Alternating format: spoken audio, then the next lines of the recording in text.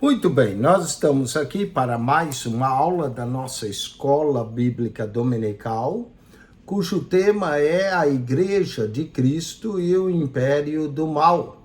Nós estamos vivendo esses últimos dias da Igreja e temos visto um acréscimo do mal, um acréscimo de leis passando contra a palavra de Deus. E hoje nós vamos falar da lição de número 5, lição 5, aonde fala da dessacralização da vida no ventre materno, ou seja, o apoio ao aborto, a dessacralização da vida no ventre materno. Muita gente diz que pode abortar, que o corpo é meu, faço o que eu quero, mas a vida é um dom de Deus. E vamos ver o texto áureo aqui, Lucas 1:31, nos fala da anunciação do anjo a Maria, falando do Salvador que viria ao mundo. Diz assim, Lucas 1:31, e eis que em teu ventre conceberás, e dará à luz um filho, e por-lhe-á o nome de Jesus.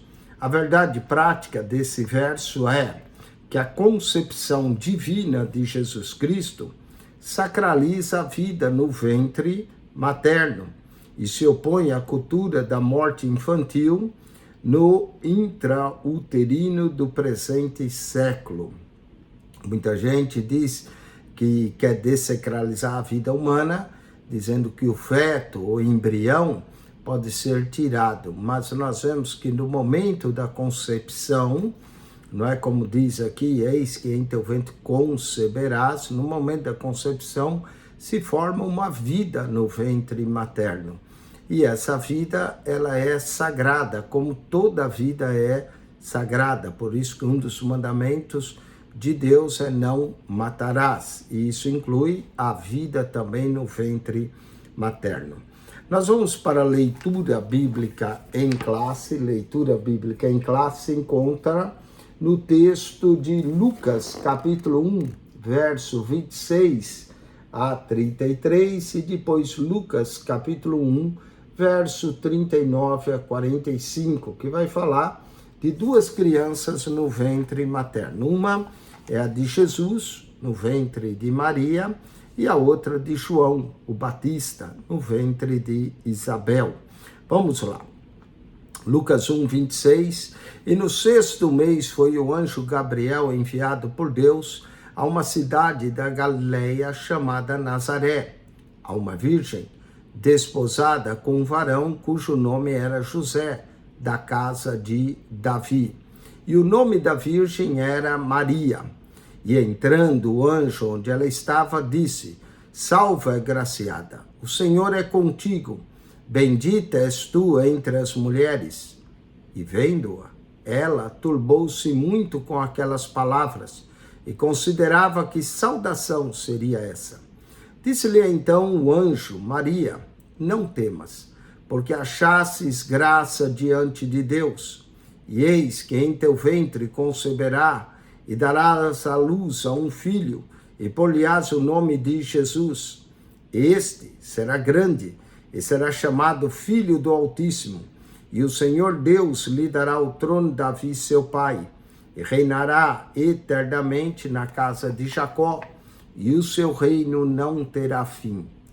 E naqueles dias, levantando-se Maria, foi apressada às montanhas, a uma cidade de Judá, e entrou em casa de Zacarias, saudou a Isabel. E aconteceu que, ao ouvir Isabel a saudação de Maria, a criancinha saltou no seu ventre, e Isabel foi cheia do Espírito Santo, e exclamou com grande voz e disse, bendita és tu entre as mulheres, e é bendito o fruto do teu ventre. De onde me provém isso? A mim que venha visitar-me a mãe do meu Senhor. Pois eis que ao chegar aos meus ouvidos a voz da tua saudação, a criancinha saltou de alegria no meu ventre. Bem-aventurada que creu, pois hão de cumprir-se as coisas que da parte do Senhor lhe foram ditas. Um dos versos que nós queremos exaltar aqui é o verso 42. bendita és tu entre as mulheres, e é bendito o fruto do teu ventre. Todo fruto do ventre, no ventre da mãe, ele é bendito pelo Senhor nosso Deus. Vamos ao comentário da nossa lição, a introdução. Na introdução, lemos o seguinte: Deus é o autor supremo da vida. Desde Gênesis 2:7, quando Deus soprou nas narinas o fôlego de vida no homem, e o homem passou a ser alma vivente, vemos que Deus ele é o autor da vida. Por isso é que as Escrituras valorizam, desde a concepção do ventre materno, a vida já no ventre materno. Nós podemos ler o Salmo de número 139, e eu vou pegar aqui na Bíblia e vou ler o Salmo de número 139, esse salmo aqui, onde fala no ventre da mãe. É um salmo de Davi para o cantor More, diz assim: pois possuísse o meu interior, entrecesse-me no ventre de minha mãe. Tá vendo? Já no ventre da mãe, o Senhor nos entrecestes, né? Entrecestes é a palavra, ou seja, o Senhor já nos fez. Eu te louvarei, porque de um modo terrível e tão maravilhoso foi formado. Maravilhosas são as tuas obras, e a minha alma o sabe muito bem. Os meus ossos não te foram cobertos quando no oculto fui formado, e entretecido como nas profundezas da terra.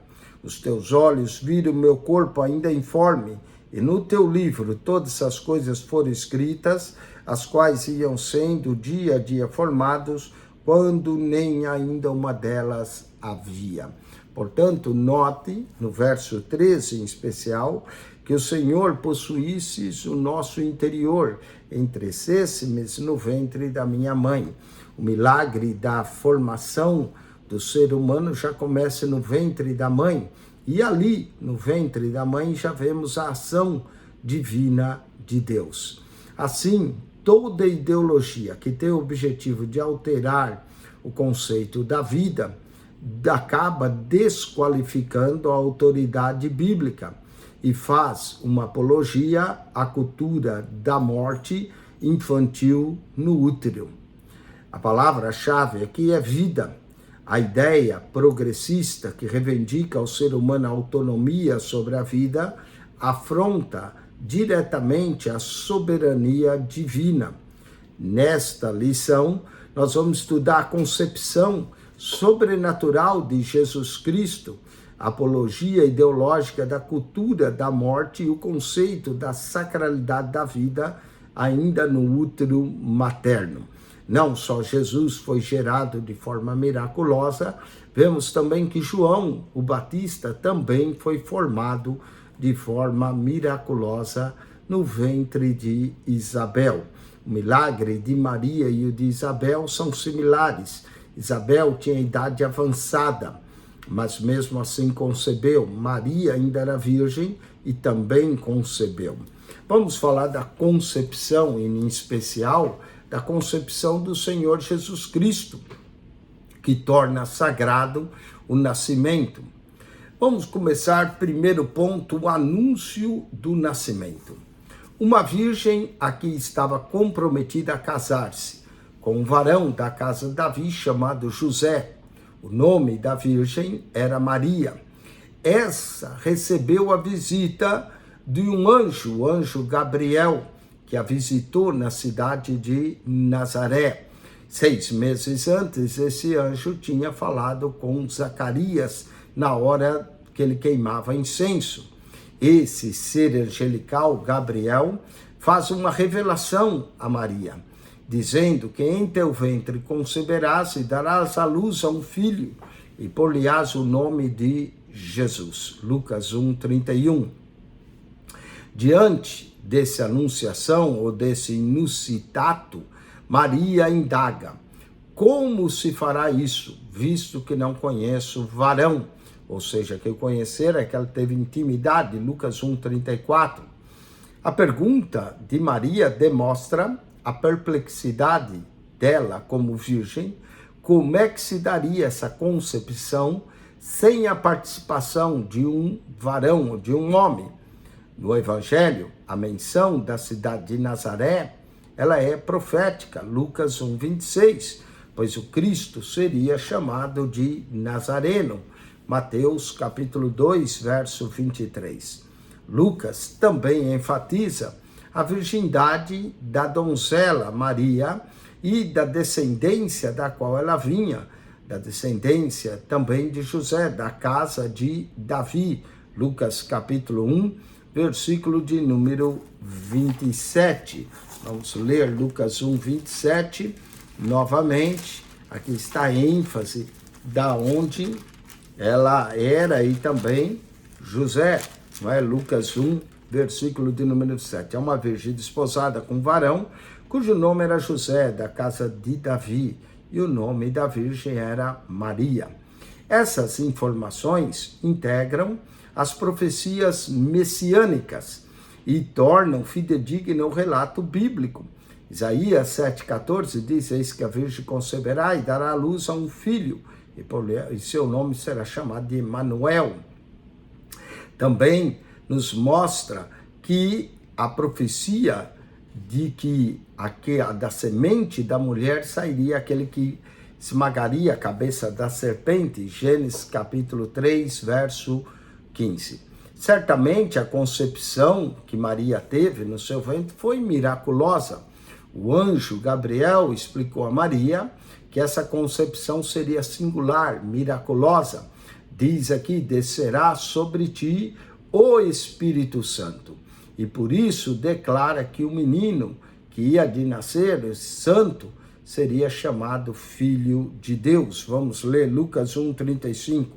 Respondendo o anjo lhe disse: descerá sobre ti o Espírito Santo, e a virtude do Altíssimo te cobrirá com a sua sombra, pelo que também o santo que de ti há de nascer será chamado Filho de Deus. Já desde o ventre materno, Jesus era santo.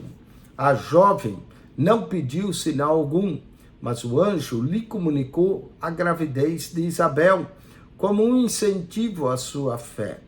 Tua prima concebeu um filho na sua velhice, e o anjo acrescenta: porque para Deus nada é impossível.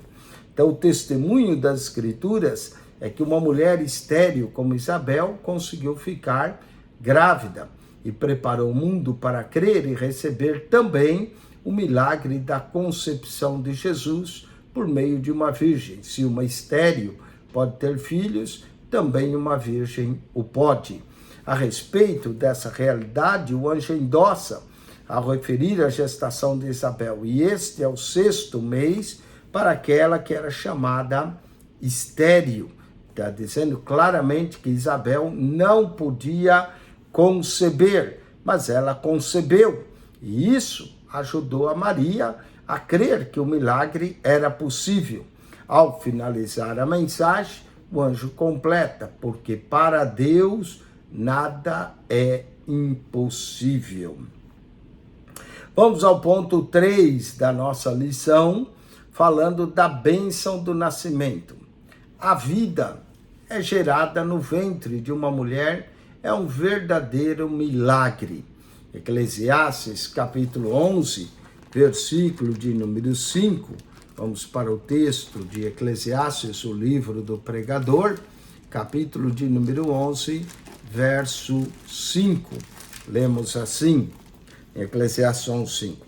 Assim como tu não sabes qual o caminho do vento, nem como se formam os ossos no ventre da que está grávida, assim também não sabe as obras de Deus que faz todas as coisas. Notou como se formam os ossos no ventre da que está grávida?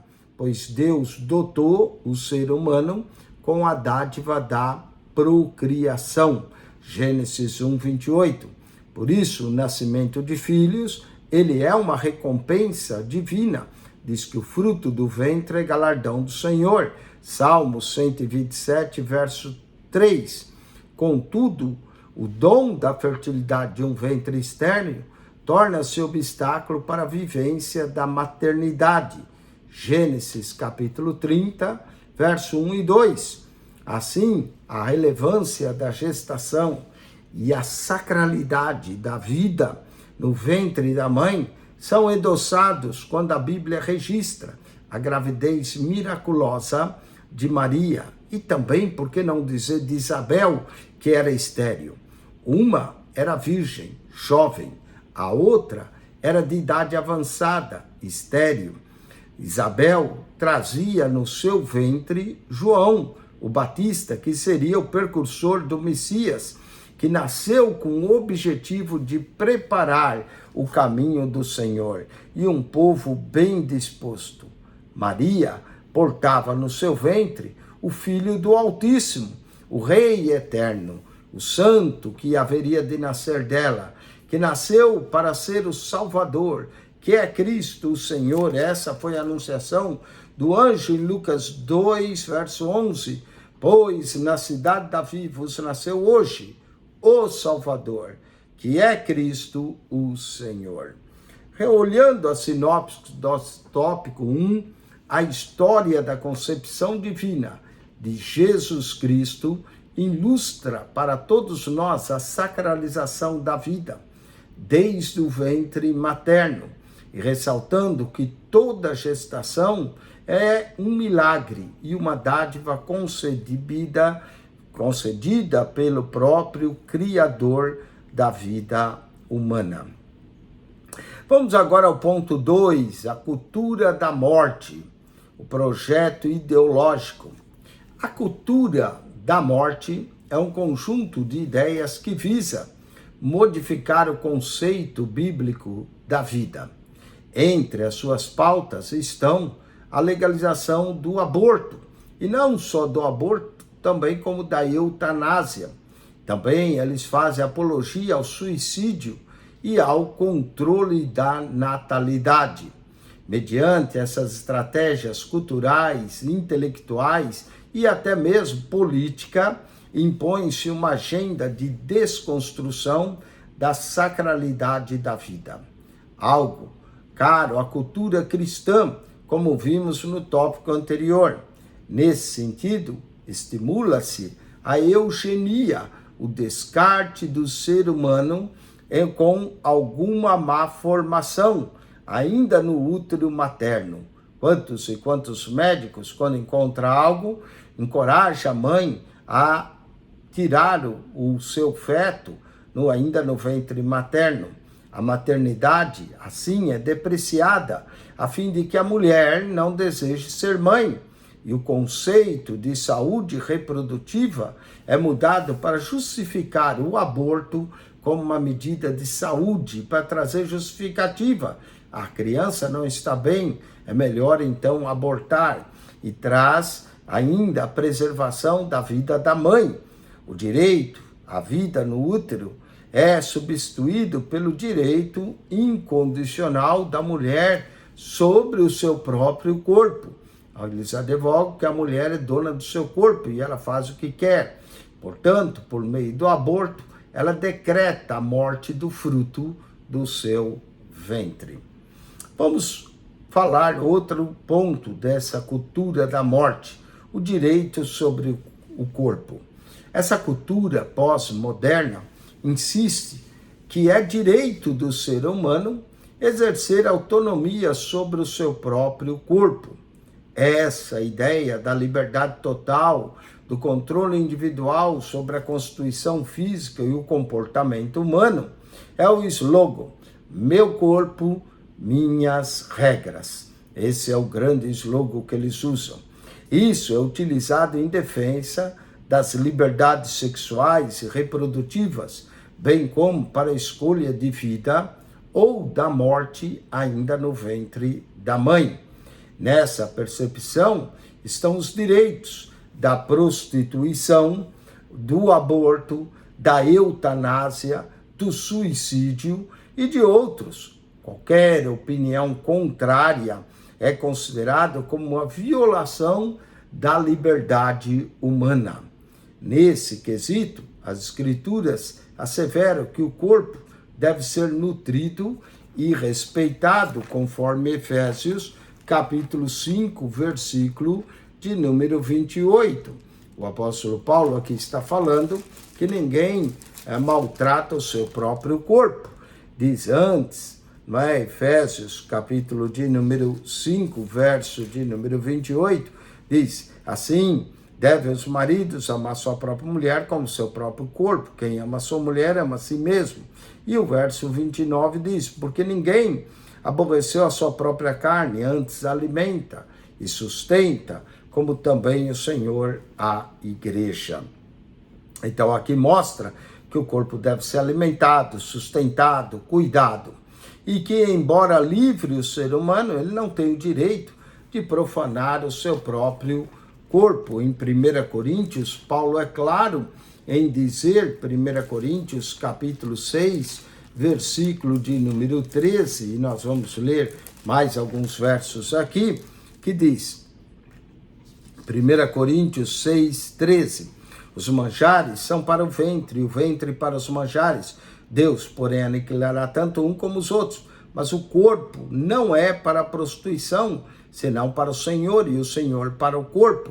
Verso de número 19, talvez seja o verso mais forte, defendendo: ou não sabeis que o nosso corpo é templo do Espírito Santo que habita em vós, proveniente de Deus, e que não sois de vós mesmos. Esse verso declara que quando nós entregamos nossa vida a Jesus, já não somos dono de nós mesmos, e que a vida só vai fazer sentido se tiver sobre o domínio de Cristo. Verso 20 diz que nós fomos comprados por bom preço, portanto, glorificai, pois, a Deus no vosso corpo e no vosso espírito, os quais pertencem a Deus.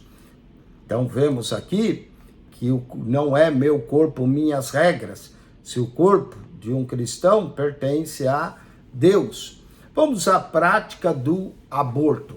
O aborto é a interrupção do nascimento por meio da morte ou do embrião, até 3 meses, ou do feto, de 3 a 9 meses. Dessa forma, é o ato de descontinuar a gestação do ser humano. O termo gestação vem do latim de gestatione e se refere ao tempo em que o embrião fica no útero, desde a concepção até o momento do nascimento. Nesse caso, o aborto pode ser não intencional ou provocado no período da gestação. Na lei mosaica, provocar a interrupção da gravidez era um ato criminoso. Êxodo capítulo 21, verso 22 a 23. No 6º mandamento, o homem é proibido de matar, o que significa literalmente não matarás, ou assassinar. Êxodo 20, 13. Os intérpretes do Decálogo, que são os 10 mandamentos, concordam que a proibição do aborto está incluída nesse mandamento: não matarás. Assim, quem mata um embrião ou um feto atenta contra a dignidade humana e atenta também contra a sacralidade da vida, ainda no ventre materno. Vamos a sinopse, tópico 2, sobre o pretexto da autonomia e deturpação do livre-arbítrio, da liberdade. A cultura da morte se alastra e naturaliza práticas totalmente abomináveis à palavra de Deus. Vamos agora ao último ponto dessa lição, ponto 3, falar da sacralidade da vida.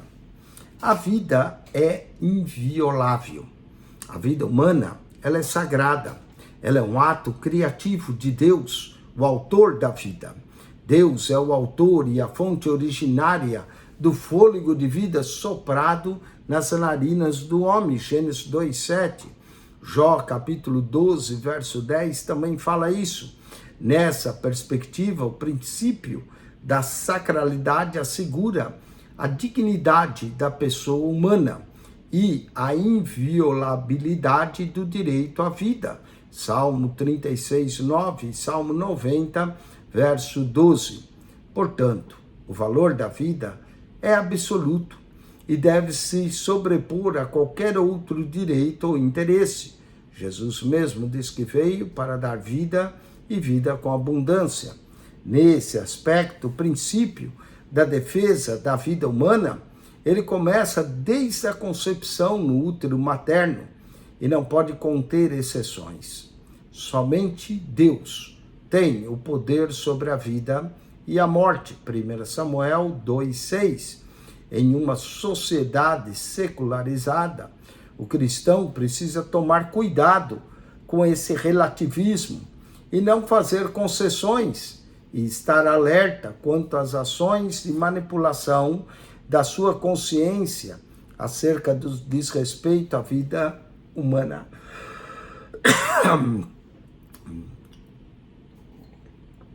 Vamos ao ponto 2. O começo da vida. As Escrituras são incisivas ao afirmarem o início da vida desde o momento da concepção. O profeta Jeremias, no seu livro, vamos ler, Jeremias, capítulo 1, versículo de número 5.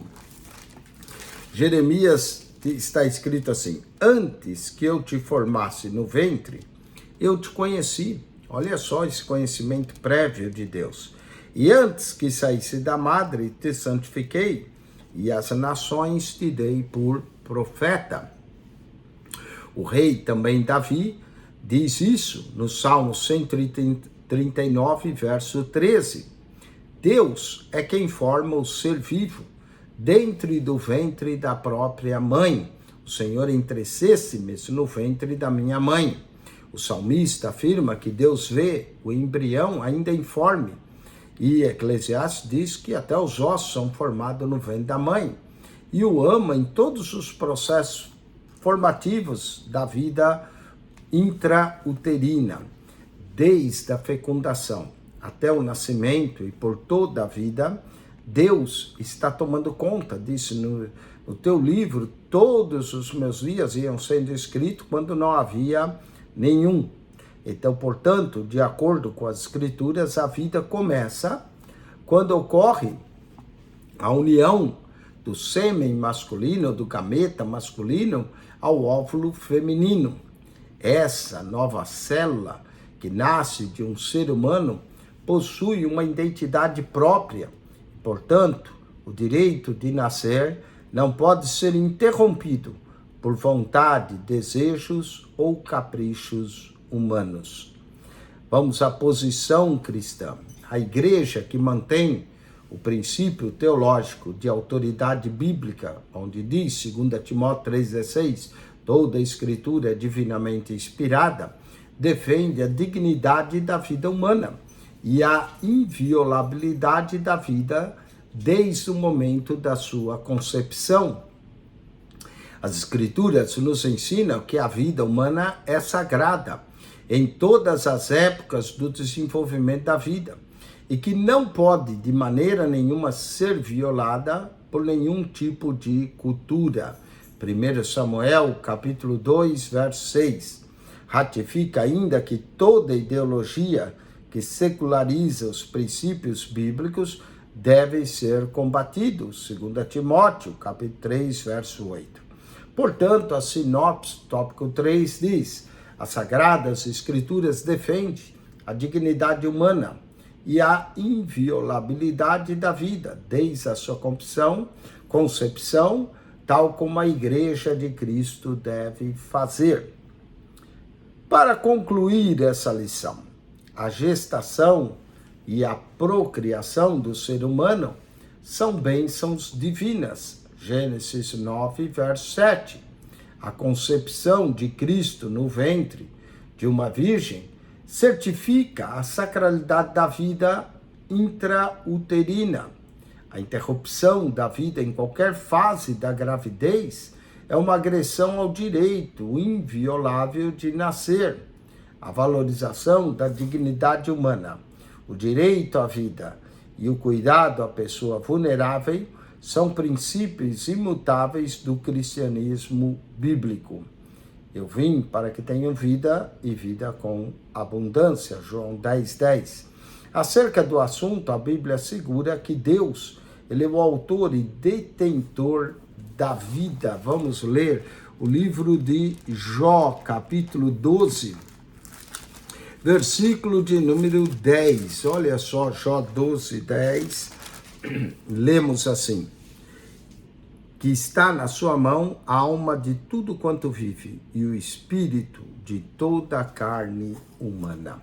Portanto, o espírito e a alma estão nas mãos de Deus. Para concluir essa lição de hoje, vamos então à revisão do conteúdo dessa lição através de perguntas. As perguntas nos ajudam a reafirmar aquilo que aprendemos e, através das respostas, reforçar o ensino. Vamos lá, primeira pergunta, de acordo com a lição: o que preparou o mundo para crer e receber o milagre da concepção de Jesus por meio de uma virgem? Vamos à resposta. O que preparou o mundo foi o testemunho das Escrituras e das próprias mulheres estéreis que ficaram grávidas, que nós vemos em toda a Bíblia, de Sara, a Rebeca, Raquel, né, todas as matriarcas de Israel, a Ana, outro caso, né, que gerou a Samuel, Isabel, que gerou a João Batista, todos esses filhos que vieram, que eram considerados filhos da impossibilidades, se tornaram um milagre. A mãe de Sansão também, mas se tornaram verdadeiros milagres. Vamos ao segundo pergunta. De acordo com a lição, o que são endossados quando a Bíblia registra a gravidez miraculosa de Maria e de Isabel? Bom, a resposta é a relevância da gestação. E vemos, através da gravidez de Maria e Isabel, a sacralidade da vida no ventre materno. Vamos à terceira pergunta. Cite as pautas que caracterizam a cultura da morte.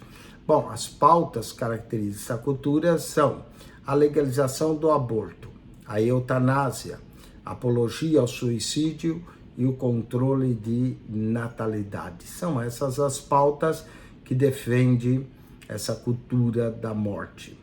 Vamos à quarta pergunta. O que caracteriza o ato de abortar? O ato de abortar caracteriza pela descontinuidade da gestação do ser vivo. Né? Então, a descontinuidade da gestação do ser vivo é a resposta à quarta pergunta. E agora a quinta e última pergunta. O que a igreja defende quando mantém o princípio teológico de autoridade bíblica? Resposta é: quando a igreja defende esse princípio, mantém o princípio teológico dessa autoridade, que toda a escritura é divinamente inspirada.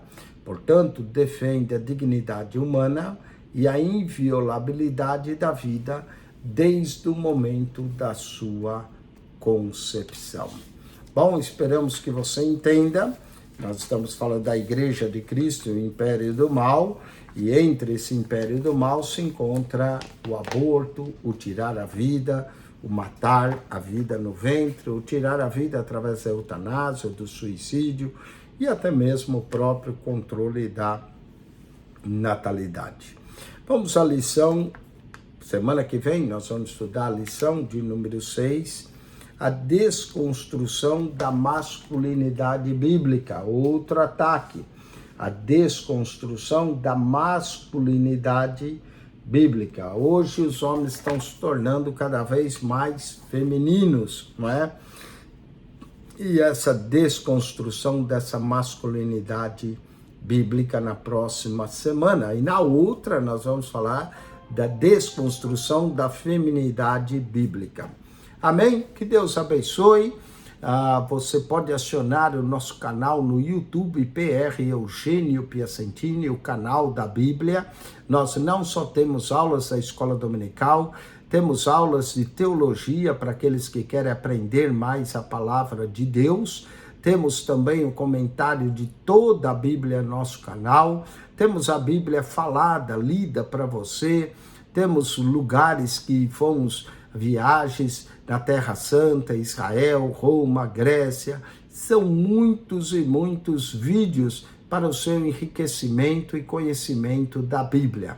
Na verdade, são mais de 4.700 vídeos no nosso canal. Se você vê um por dia, leva 13 anos para você ver todos, porque nós já colocamos 3 vídeos todos os dias. Pela manhã, dificuldade bíblica, à tarde para a noite, um verso da Bíblia por dia, e à noite uma curiosidade bíblica. Subscreva o nosso canal, PR Eugênio Piacentini, ajude-nos a divulgar para aquelas pessoas que gostam de estudar e aprender a Bíblia, e que Deus te abençoe ricamente em Cristo Jesus. Vamos orar agradecendo a Deus por mais uma aula da nossa Escola Bíblica Dominical.